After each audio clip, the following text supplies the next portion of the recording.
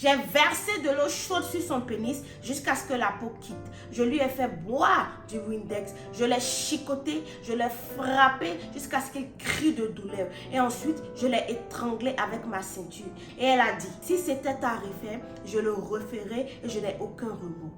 Ces mots viennent de la bouche de Mitchell Blair, âgé de 35 ans, qui a fait subir ces actes-là à son fils de 9 ans. Vous allez me demander, mais comment une mère arrive à faire cela à son fils et en plus sans remords? Bienvenue sur ma chaîne, je suis Michelle Stallman et moi je vis aux États-Unis et sur ma chaîne vous pourrez trouver toutes sortes d'histoires criminelles. Et avant de commencer l'histoire, je vais vous demander de vous abonner à ma chaîne et de liker cette vidéo. N'oubliez pas aussi de commenter et dites-moi ce que vous pensez de cette histoire. Donc aujourd'hui les amis, je vous emmène dans le Michigan et on va parler de Mitchell Blair, celle qui a infligé tous ces actes ignobles à ses enfants. Je vais vous décrire un peu le personnage et ensuite je vais commencer l'histoire. En fait, Mitchell Blair a grandi dans le Michigan avec une mère célibataire qui l'a élevée comme elle pouvait. Dans son enfance, Mitchell Blair a subi des attouchements sexuels venant de la part de la meilleure amie de sa mère.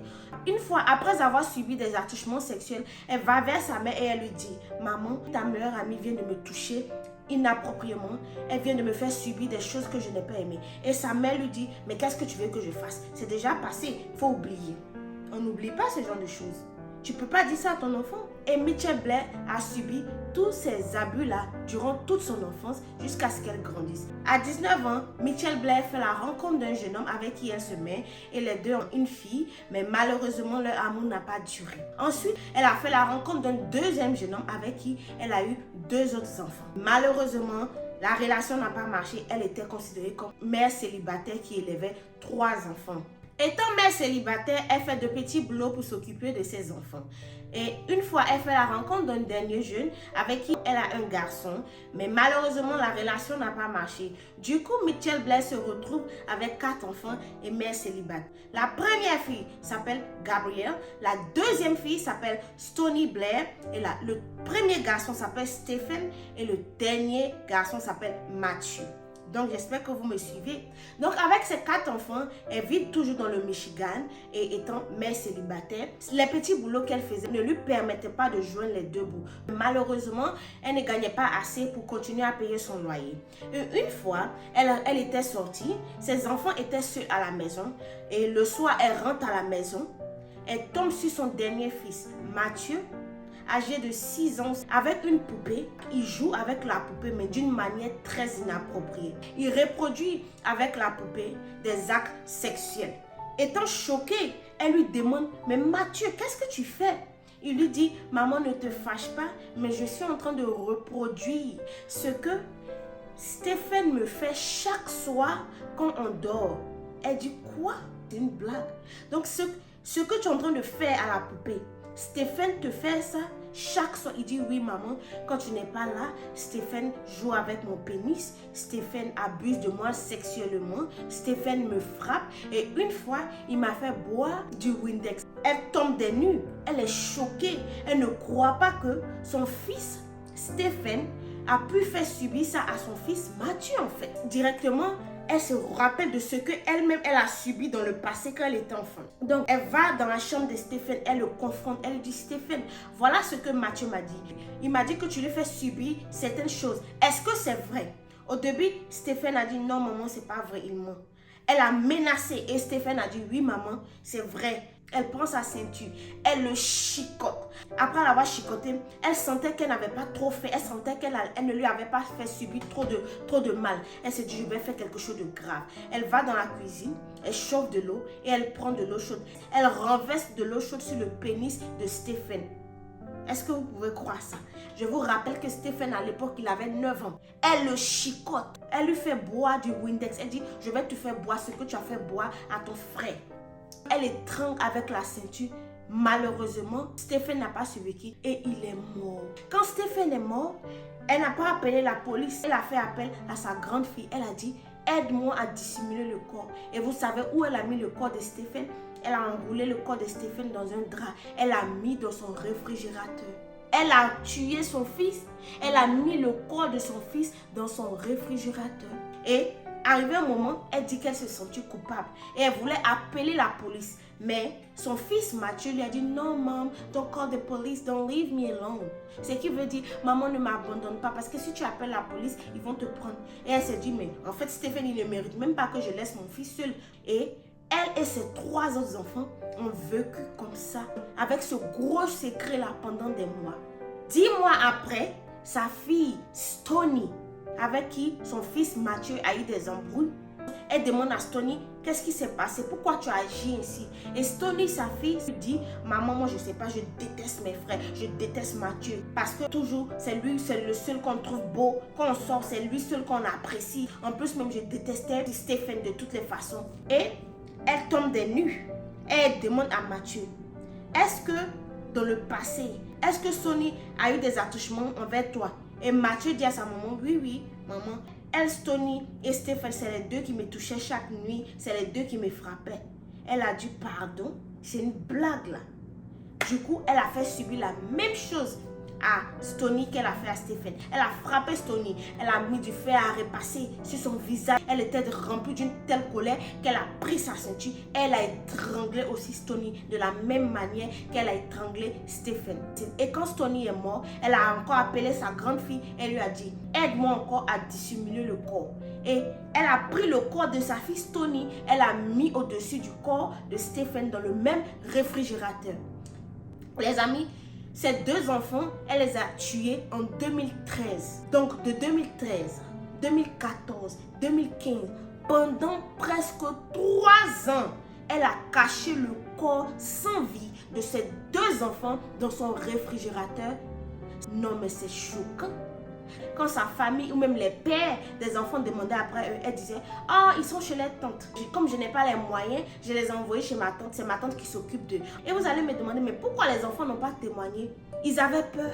Parce que chaque jour, avant d'aller à l'école, elle les faisait réciter un texte. Elle disait, si on demande après vos frères, voilà ce que vous dites. Vous devrez dire qu'ils sont partis chez votre tante et que c'est parce que je n'ai pas d'argent que je les ai envoyés chez les tantes. Ou si les gens demandent trop, vous dites aussi qu'ils sont partis chez leur père. Vous n'avez pas le droit de raconter tout ce qui se passe dans nos maisons ici à qui que ce soit. Elle les menaçait et ses enfants étaient pris de peur. Donc ces enfants ne pouvaient même pas dire à quelqu'un tout ce qui se passait. Les amis, une pause. Est-ce que vous imaginez un peu des enfants qui doivent vivre avec une même psychopathe et qui doivent vivre avec le corps de leurs frères et sœurs sous le même toit pendant 3 ans. J'imagine le genre de cauchemar que ces enfants la faisaient chaque nuit. Donc, les amis, vous vous rappelez que je vous ai dit qu'elle faisait les petits boulots, mais malgré les petits boulots, elle n'arrivait pas à joindre les 2 bouts. Du coup, elle n'arrivait pas à payer son loyer pendant, je pense, 2 ou 3 mois jusqu'à ce que son propriétaire la mette à la porte. Mais elle ne voulait pas partir.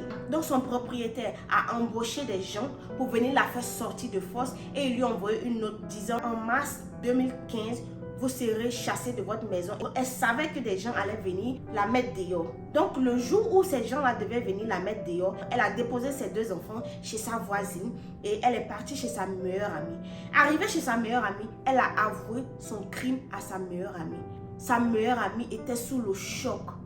Et sa meilleure amie lui a dit, mais pourquoi tu n'es pas venu me dire tout ça? Mais pourquoi tu ne m'as pas expliqué? Je suis ta meilleure amie. Fallait partager avec moi ce que Mathieu t'avait dit. Comme ça, on allait régler ou même on allait appeler la police. Donc, tu as caché le corps de tes enfants pendant 3 ans. Et moi, je vais chez toi et je ne sais pas que tes enfants sont dans ton réfrigérateur. Bien évidemment, elle savait que c'est la compagnie qui devait venir la chasser. Elle allait faire la découverte de ces corps-là. Du coup, la compagnie arrive chez elle, on tape, elle n'est pas à la maison. Du coup, il commence à mettre ses affaires dehors, ses fauteuils, sa télé. Il voyait le réfrigérateur quelque part. Il décide de débrancher le réfrigérateur, d'ouvrir le réfrigérateur. Surprise, horrible en plus, ils font la découverte du corps de Stony. Ils sont stupéfaits. Du coup, ils referment le réfrigérateur. Ils sortent et ils appellent la police. La police se rend directement dans la maison de Mitchell Blair. Et ils découvrent en fait que ce n'est pas un corps, mais 2 corps qui se retrouvaient dans le réfrigérateur. Le corps de Stony et le corps de Stephen. Du coup, ils arrêtent directement Mitchell Blair. Elle savait. Quand on l'a arrêtée, elle n'a pas nié le fait. Pas du tout. Elle a dit oui, c'est moi. Ces enfants que vous avez retrouvés dans le réfrigérateur, ce n'est pas mes enfants, ce sont des démons. Et je les ai tués, je les ai brûlés, je les ai étranglés. Et elle disait, Pour Stéphane, c'était même un accident. Mon intention, ce n'était pas de le tuer. Mais malheureusement, il est mort. On s'en fout. Mais Stony, je l'ai tué. C'était vrai, j'avais envie de la tuer, donc je l'ai tuée en fait. Elle a avoué son crime sans problème. Cette histoire est tellement horrible et incroyable que moi-même, j'ai du mal à expliquer cette histoire. Elle était en prison pendant des mois et c'était le jour de son procès. Et elle a dit au juge, j'ai avoué mon crime. J'ai dit c'est moi qui les ai tués et j'ai dit que je n'ai aucun remords. Pourquoi encore on doit aller au procès? Je ne comprends pas. Mettez-moi en prison. Je sais déjà que je vais aller en prison, mais pourquoi encore tout ce long procès là? Je ne sais pas, ça sert à rien. Quand elle a été arrêtée, la police a posé des questions à Mathieu. Si vraiment il avait avoué tout ça à sa mère. Bon, apparemment Mathieu a dit que non. Il n'avait pas avoué à sa mère qu'il avait subi des attouchements venant de sa soeur et de son frère. Mais Mitchell, elle continue, elle dit toujours que c'est faux. Mathieu lui a avoué ça et c'est la raison pour laquelle elle a fait subir tout ce qu'elle a fait subir à sa fille et à son fils. Et elle a dit qu'auparavant, elle avait dit à ses deux enfants, à tous ses enfants d'ailleurs, que s'il y a une chose dont elle a horreur, c'est tout ce qui est abus sexuel. Et elle a prévenu ses enfants. Et même, elle ne peut pas comprendre comment elle a prévenu ses enfants concernant tout ça. Mais ses enfants ont eu le courage de violer son fils Mathieu, de le toucher inappropriément et de lui faire subir tout ce qu'on lui a fait subir. Donc, elle n'avait pas le choix. Elle a dit, I took care of them the way I was supposed to. Je me suis occupée d'eux comme je devais m'occuper d'eux. Durant le procès, le juge a dit que peut-être que c'est parce que Mitchell, dans son enfance, elle a eu à subir des attouchements, elle a eu à subir du viol et qu'elle a dit à sa mère, mais sa mère n'a rien fait. Du coup, elle avait cette rage-là en elle et elle a projeté cette rage-là contre ses enfants. Elle a dit non, c'est pas vrai. Ils ont violé mon fils, ils lui ont fait subir des choses, ce sont des démons et moi je me suis occupée de... Pourquoi on parle même? De quoi vous m'accusez en fait? Je dis je suis coupable, pourquoi vous faites traîner l'histoire? Et elle a dit au juge, I did it, I don't care. And if I had to do it, I would do it again and I would do it again. These are demons, these are not my kids. Et ce qui veut dire, je le ferai et je le referai. Stéphane et Stony méritent tout ce qu'ils ont eu. Pourquoi? Moi, je les ai éduqués comme je pouvais les éduquer et ils ont eu le courage de violer mon fils Mathieu. Et tous les juges étaient stupéfaits.